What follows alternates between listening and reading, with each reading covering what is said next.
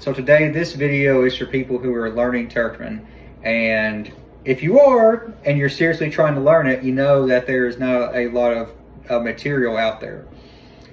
As a member of the Turkmen community, this is kind of crazy because it's 2025, 2026, but it is supply and demand. There's just not a lot of stuff out there, and a lot of stuff is outdated. However, my friend Öwrenÿân published the Makul English Turkmen Dictionary, okay? It's the most updated and best Turkmen dictionary.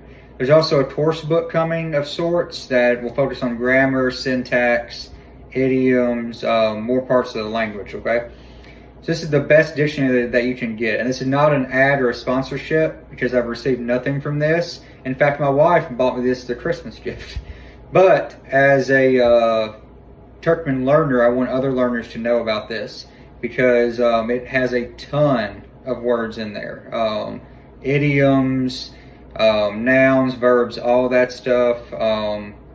Official words, historical words, a lot of good things in here.